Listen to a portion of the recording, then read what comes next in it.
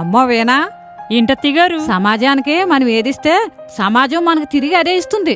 అవునా అత్తయ్య గారు? అవునమ్మా. మీకు సమాజం అంటే చాలా గౌరవం అత్తయ్య గారు. మరి అంతే కదమ్మా, సమాజం అంటే గౌరవం ఉండాలి. సరేనండి, చాలా టైం అయిందిగా, ఇంటికి వెళ్దాం అత్తయ్య గారు. సరే పదమ్మా. అయ్యో అత్తయ్య గారు, సైలెంట్ గా ఉండు. అత్తయ్య గారు, ఆయన పిలిచి చెప్దామండి. నువ్వేం మాట్లాడుకో, ఆ డబ్బులు నేను తీసుకుంటాను. మీరే కదండి ఇందాక సమాజం గురించి చెప్పారు. బోళ్ళు చెప్తాం. నేను ఎప్పుడో సమాజానికి ఇచ్చుంటాను, ఇప్పుడు నాకు ఇస్తుంది. అలా చేయడం తప్పు కదా అత్తయ్య గారు. నీకేం తెలియదు, నువ్వు ఊరుకో. అయ్యో వద్దు అత్తయ్య గారు.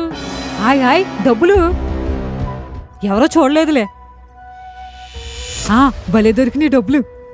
అత్తయ్య గారు, ఇలా చేయడం చాలా తప్పండి. నీకేం తెలియదమ్మా, డబ్బులు దొరికినప్పుడు తీసుకోవాలా. ఎవరియో తెలియనప్పుడు తీసుకున్నా పర్వాలేదండి, కానీ మనం ఎదురుగా చూసాం కదండి ఎవరియో. అతను పిలిచిచ్చేద్దామండి ప్లీజ్ అత్తయ్య గారు. ఈ విషయంలో అయితే నువ్వు నాకు అడ్డు చెప్పుకో. అది కాదండి, వాళ్ళకి ఎన్నో అవసరాలు ఉంటే ఇచ్చేద్దాం అత్తయ్య గారు. ఇవిగో పట్టుకెళ్ళి ఇచ్చే. సరేనండి. అయినా నా మాట ఎప్పుడుందే. అంకుల్ గారు ఆగండి. నన్నేనమ్మా పిలుస్తున్నావు? మిమ్మల్నేనండి, మీ డబ్బులు అక్కడ పడిపోయాయి. నిజమే, నా జేబులో లేవు. తీసుకోండి.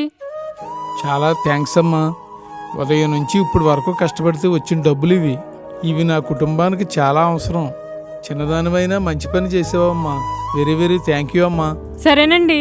సమాజం బాగుండాలి అంటే ఇటువంటి వాళ్ళు ఉండాలి. మా కోడలు ఎప్పుడు ఇంతే, నా మాట ఆలకించదు. థ్యాంక్ యూ అత్తయ్య గారు. దొరికిన డబ్బులు తిరిగి ఇచ్చేయడంలో ఇంత ఆనందం ఉంటుందా? చాలా మంచిగా ఆలోచించావమ్మా. అవునా అత్తయ్య గారు, థ్యాంక్ యూ అండి.